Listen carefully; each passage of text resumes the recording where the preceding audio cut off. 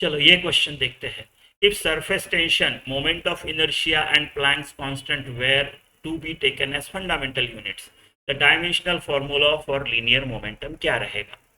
ये भी एक टिपिकल क्वेश्चन है, राइट? टिपिकल टाइप का क्वेश्चन बनता है।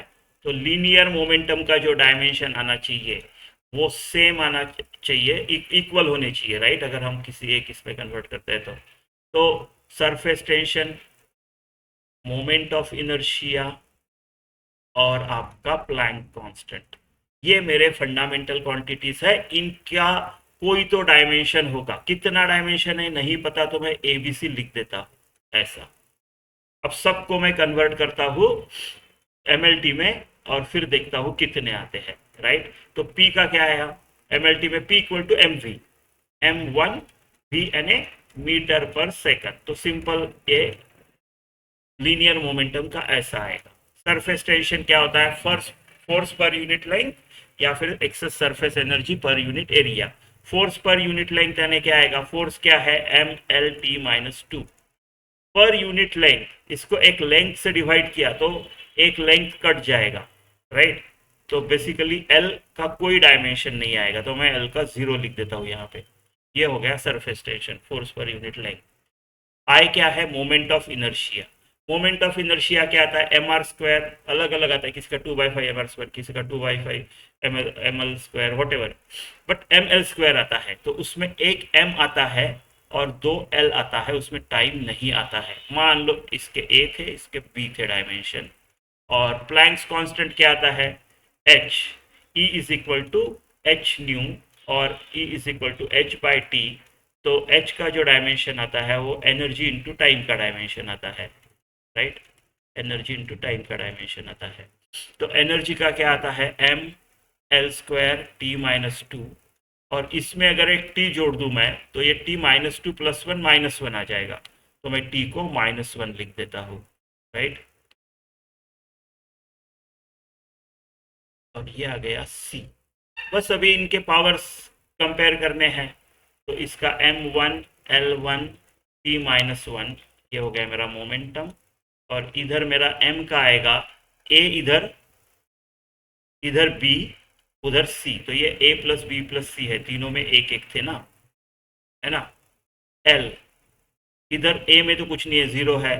इधर 2b है प्लस 2c है। और t, इधर -2a है, इधर कुछ नहीं है, और इधर -c है। अगर कंपेयर करना है अभी तो a plus B plus C is equal to one आता है, right? 2 times b plus C is equal to one आता है, l का कंपेयर किया तो। और -2a minus C is equal to -1 आता है। इनको सॉल्व करना है अभी, इनको अभी करना है सॉल्व, राइट? तो देखो 2b प्लस 2c, देखो इधर सॉल्व करते हैं। a plus B plus C equal to one, A plus B plus C equal to one. दूसरा इक्वेशन है 2 times B plus C is equal to one,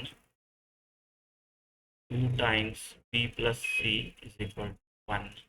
और तीसरा इक्वेशन है -2a minus C is -1, -2a minus C equal to -1। ठीक है, बस यही है, इनको सॉल्व करना पड़ेगा अभी। तो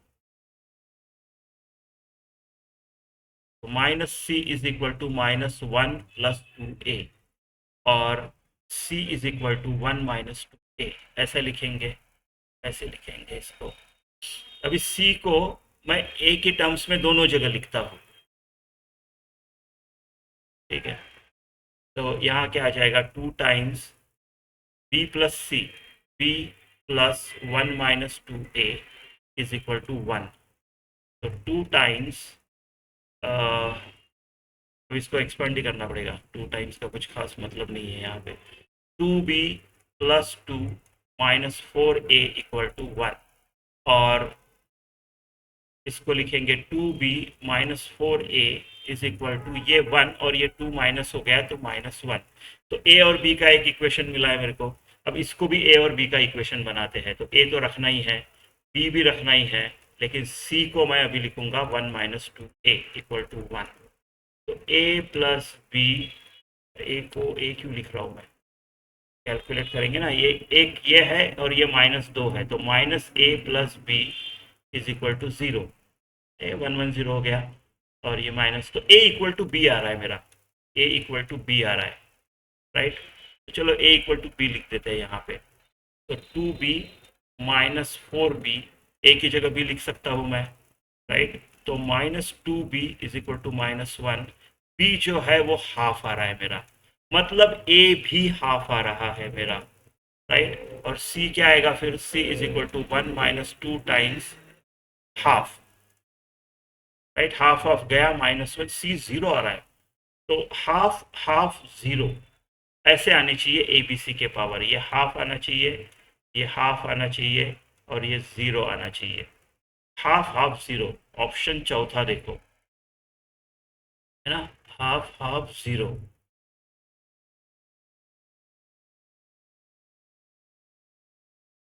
तो हमारा ऑप्शन 4 है, ठीक है।